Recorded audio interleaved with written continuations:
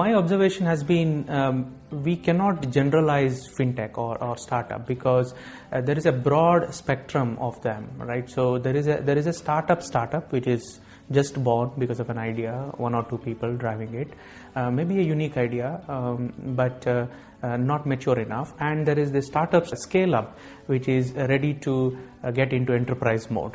I think incumbent has to understand first where the fintech belong to in that spectrum. And most of the time, incumbent will get into a due diligence, or we call it as curation. The angle of curation is all those things that you talked about. What happens with the regulation, what happens with security, what happens with identity, and not just that dimension, also about people. Who are the founders? What about the IP? What about the talent and skills when I embed this? So these curation mechanism works well in most of the cases. But I've also seen a good practice there is organization started to see what's my curation index. Let's say if I put it as an index out of 10, then I will know what are the gaps. And then I can take a decision as an incumbent. Is it worth collaborating with that gap? If so, I clearly know that where are the potential issues in the future. So those things have to be really looked into upfront.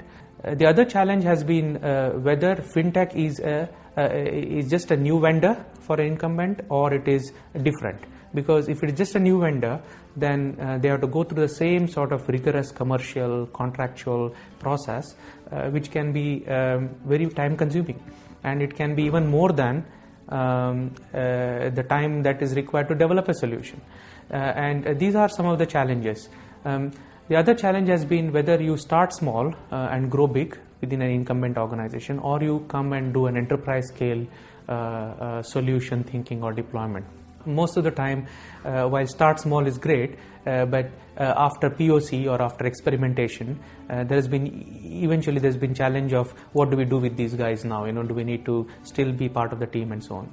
Look at the companies who have been successful in this is either their leadership is driving this cultural change in the incumbent organization, and there is a separate sort of unit or a digital unit or a unit that is very much focused on this agile development, DevOps, faster time to market.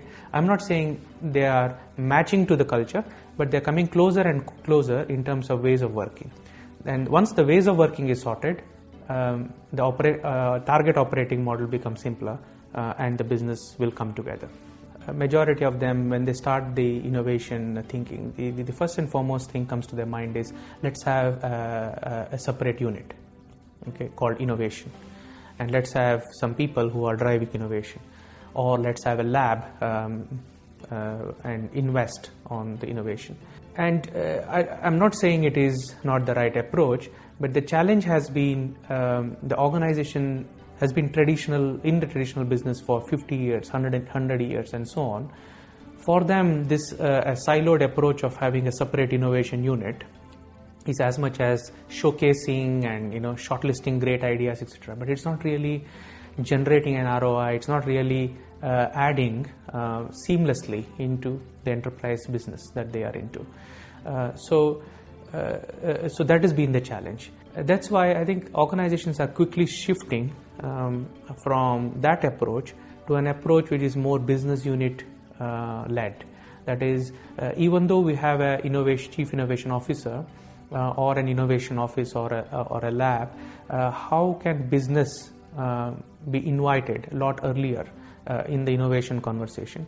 And when I say business, it is each of the business units within the organization, and take joint ownership and commitment, starting from ideas, shortlisting of ideas, experimentation phase, and bringing that experimentation into reality. So if the business unit's plan and focus area aligns to the innovation plan and focus area, that's the time when you can see the convergence happening.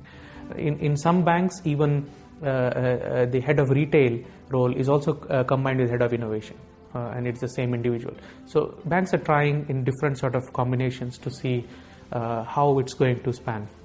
And there are some examples, as you've seen in DBS. It's a separate unit that has run DigiBank, but again it had CEO onwards all the sponsorship to make it a success.